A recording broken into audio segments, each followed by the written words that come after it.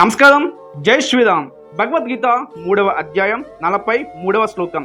ఏవం బుద్ధే పరం భూత్వా సంస్థభ్యాత్మ నాత్మాన జహిషత్తుం మహాబాహో కామరూపం దురాసదం.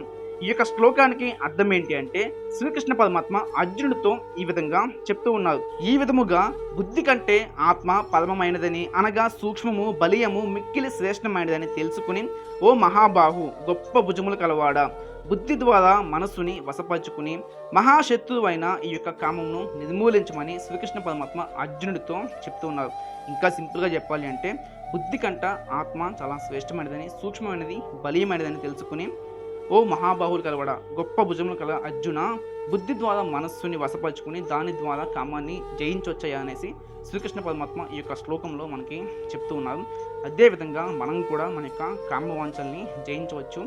మన యొక్క ఇంద్రియాలను మనం అదుపు చేసుకోవడం ద్వారా, ప్రయత్నించడం ద్వారా, నేనైతే ప్రయత్నిస్తున్నా, కొన్నిట్లో నేను ఆల్రెడీ సఫలీకృతమైతే అయ్యాను. మీరు కూడా ప్రయత్నించండి. మన యొక్క ఇంద్రియాలను మనం అదుపులో పెట్టుకోవడానికి చిన్నగా మొదలు పెడదాం. రేపు పొద్దున్న అదైతే మనకి మహావృక్షంలో అయితే తయారవుతుంది. మన జీవితంలో ఎన్నో గొప్ప గొప్ప మార్పులను అయితే ఈ యొక్క అధ్యాయం అనేది తీసుకొస్తుంది. ఇంతటితో భగవద్గీత 3వ అధ్యాయం అనేది మనకి పూర్తయింది. మనం తర్వాత 4వ అధ్యాయం అయితే మొదలు పెడదాం. మీకు కనుక ఈ యొక్క వీడియో నచ్చిందనుకుంటే చిన్న లైక్ చేయండి. మన ఛానల్ అయితే సబ్స్క్రైబ్ చేసుకోండి, పేజ్ని అయితే ఫాలో అయిపోండి.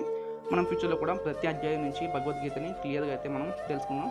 అలాగే మన యొక్క జీవితాల్లో ఆచరిద్దాం. భగవద్గీత అనేది కేవలం పఠనా గ్రంథం అయితే కాదు, ఇది ఆచరణ గ్రంథం. దీన్ని మనందరం కూడా ఆశించాలి, ముందు తరాలకు కూడా అయితే మనమైతే అందించాలి. జై శ్రీరామ్.